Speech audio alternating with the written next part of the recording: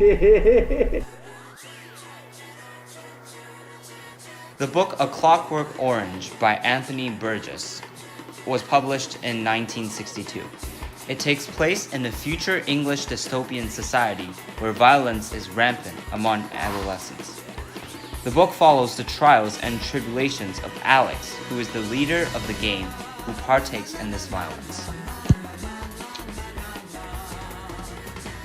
Hey, baby. The significance of the name A Clockwork Orange. Clockwork refers to a mechanical mechanism, like in a machine, and orange refers to something natural, like a human. The names together refers to something natural being forced to act like a machine. This is symbolic of the story as Alex, the protagonist, is forced to act like a machine while being human. I'm so happy, lucky me. I just go my way, living every day. I don't worry, don't agree. Things that bother you never bother me. Things that bother you never bother me. I feel happy and fine, living in the sunlight, loving in the moonlight, having a wonderful time. Having got a lot, I don't need a lot, coffee's only a dime. Living in the sunlight, loving in the moonlight, having a wonderful time.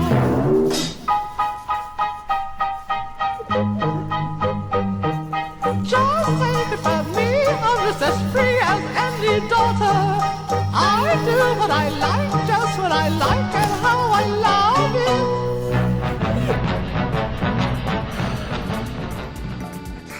Alex and his gang commit violence together. They rob, injure, and permanently hurt the people they do it to. One night, after Alex becomes power-hungry, his gang betrays him and he is sent to jail. While Alex is in jail is when the Ludovico technique begins, which right there, alters his life scum. forever. Nobody breaks the law on my watch.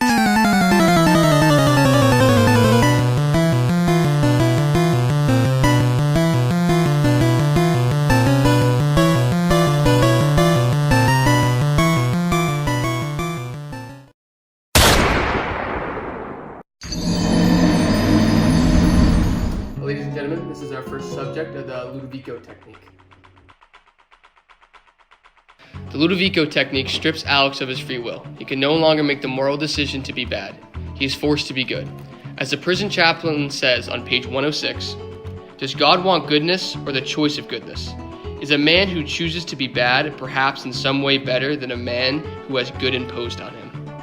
I'm here to show you the effect of the Ludovico technique. Have you seen this man? Calm down, son. It's only a picture. I need you to tell me. Have you seen this man? Yeah, take it away. The Ludovico technique forces Alex to watch violent images for extended periods of time as his eyes are held open.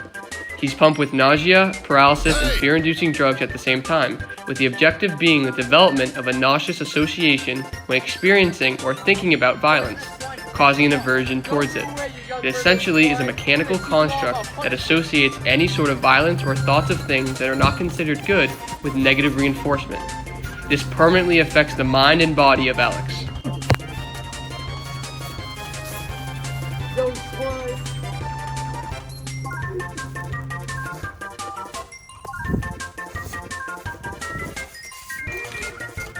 Alex can no longer act violently even in a situation that he needs to.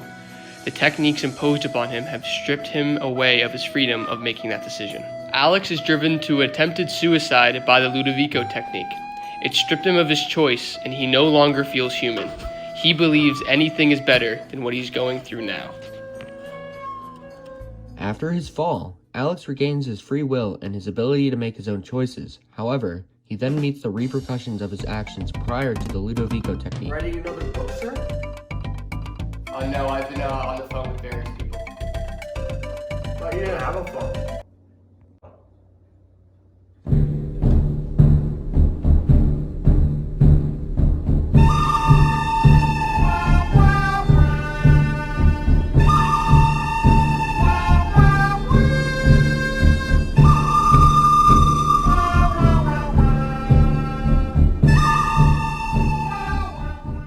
A Clockwork Orange presents its readers with many philosophical questions. However, the most potent one regards human freedom, which Alex is used to display. He is a violent, malicious person who commits unspeakable acts, but in return his humanity and freedom is taken away from him. So the question is it better to choose to be bad or forced to be good?